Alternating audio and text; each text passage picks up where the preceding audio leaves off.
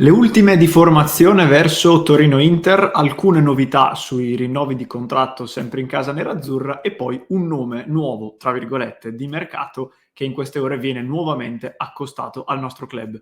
Ben ritrovate amiche e amici interisti, amiche e amici di Passione Inter, consueto contenuto in cui condensiamo le 3-4 principali notizie di giornata, le affrontiamo insieme a voi, ne parliamo per bene e poi, come sempre, alimentiamo la discussione nei commenti. Non indugio ulteriormente, lanciamoci subito nelle notizie. Prima però vi ricordo come sempre di iscrivervi al canale, così non vi perdete tutti i prossimi contenuti come questo e tutti i nostri approfondimenti che quotidianamente trovate sui nostri canali.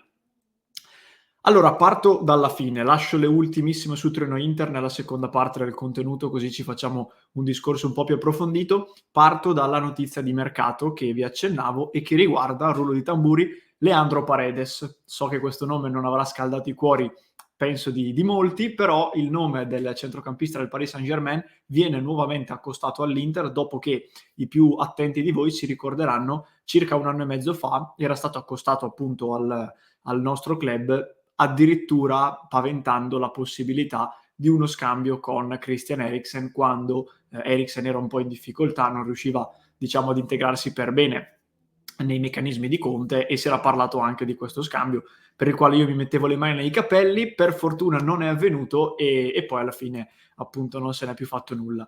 Secondo però la Gazzetta dello Sport, che riprende alcune voci provenienti dall'Argentina, pare che Paredes possa essere nuovamente avvicinato all'Inter.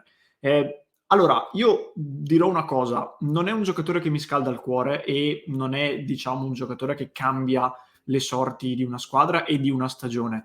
Devo dire che però mi pare che per caratteristiche si sposi perfettamente con quella che attualmente sembra essere la necessità primaria dell'Inter, ovvero allungare le rotazioni a centrocampo e inserire in squadra giocatori che possano essere, anche se non dei titolari fissi, comunque dei giocatori a cui ci si può affidare. Io mi ricordo bene che alla fine di Liverpool-Inter, forse l'ho detto anche in un episodio quando abbiamo fatto lo scontro, tra virgolette, Lorenzo contro Simone, io mi ricordo di aver detto l'unico motivo per cui Inzaghi in alcune partite come Liverpool-Inter magari non se la sente di provarci fino in fondo è perché a centrocampo non ha di fatto delle alternative credibili.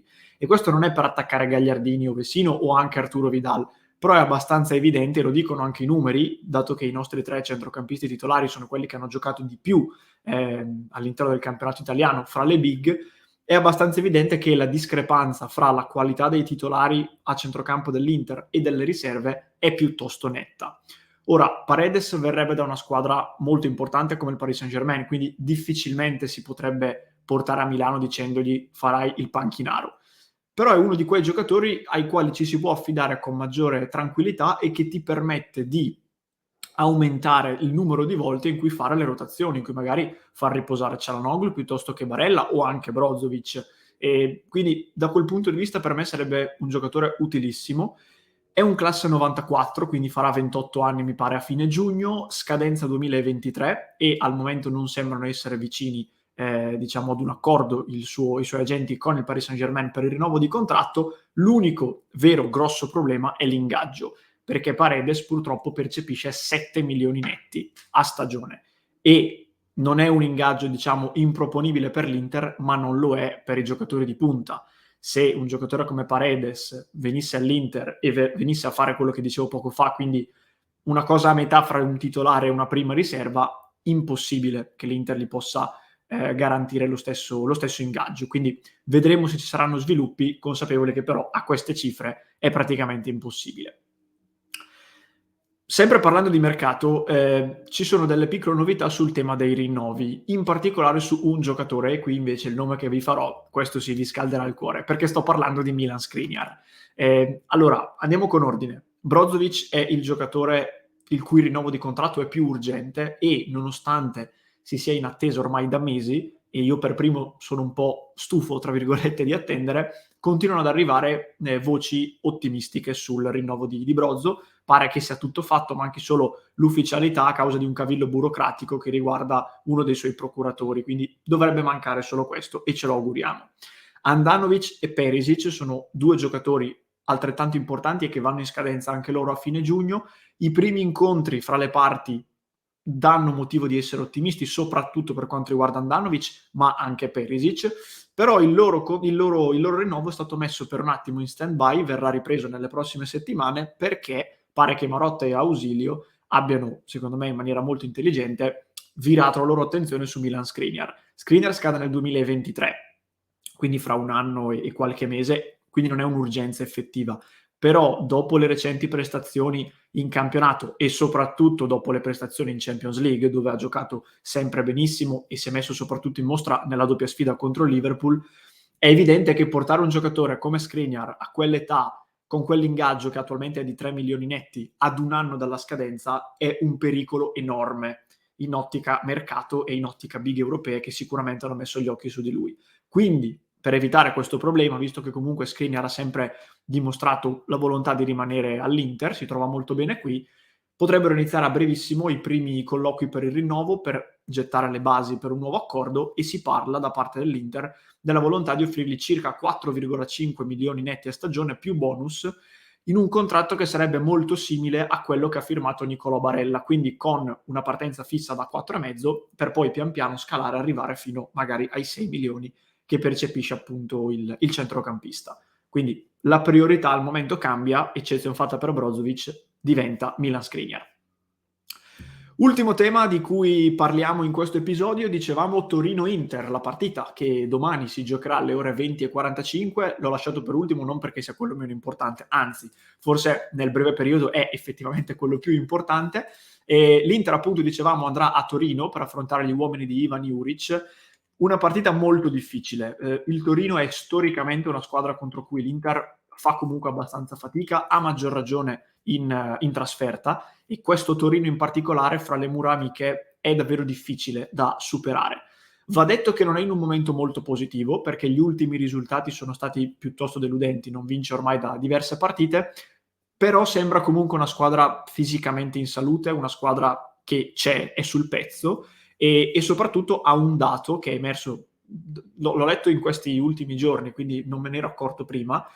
Il Torino è la prima squadra in Italia e la quarta in tutta Europa come numero di tiri media, diciamo, in media concessi a partita. Quindi è la quarta squadra che concede meno tiri in Europa di media. E questo purtroppo cozza un po' con quella che è una delle caratteristiche negative dell'Inter di questa stagione, ovvero il fatto che produca tantissimo e che segni molto poco rispetto a quanto produce. Vero è che nelle ultime due partite, con la Salernitana soprattutto, questo dato è stato un po' ribaltato.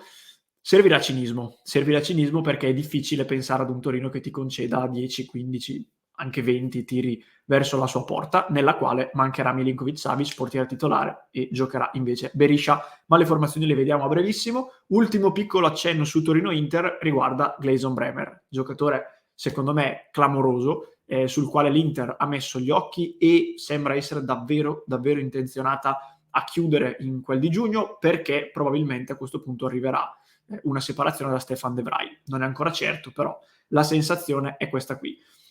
Sono molto curioso di vedere che partita giocherà Bremer, perché tutte le partite che ho visto di Bremer, e non ne ho viste tantissime, però tutte quelle che ho visto mi hanno restituito la sensazione di un giocatore davvero solido e difficilissimo da superare. Non a caso, quello che secondo me è uno dei migliori attaccanti già attualmente e soprattutto in prospettiva d'Italia, se non d'Europa, ovvero Dusan Vlahovic, nelle due situazioni, nelle due partite in cui l'ho affrontato, è sparito entrambe le volte, perché Bremer si è messo a uomo e lo ha oscurato completamente. Sono quindi molto curioso di vedere su chi andrà Gleison Bremer, dei nostri due attaccanti, e sono curioso di capire come giocherà. Vedremo, speriamo che si prenda una pausa almeno per la gara di domani. Detto questo, vi mostro a questo punto le probabili formazioni.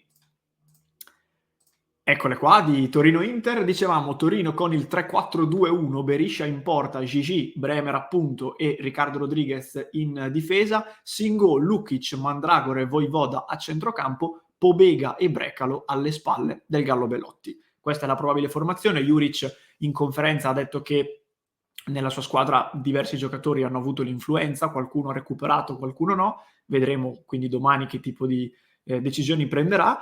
Per quanto riguarda l'Inter c'è qualche ballottaggio in più, anche se dovuto soprattutto cioè diciamo da una parte per alcuni infortuni, uno in particolare, dall'altro dovuto alle fatiche recenti delle ultime partite. Handanovic in porta, davanti a lui, ecco qui il primo vero ballottaggio che riguarda la difesa, perché De Vrij è infortunato, non ci sarà. Le soluzioni possibili sono le solite: o Ranocchia al suo posto con Skriniar a destra, oppure Skriniar spostato in mezzo con D'Ambrosio al suo posto. Al momento, come leggete anche in grafica, quest'ultima sembra la soluzione più probabile, quindi D'Ambrosio, Skriniar e bastoni.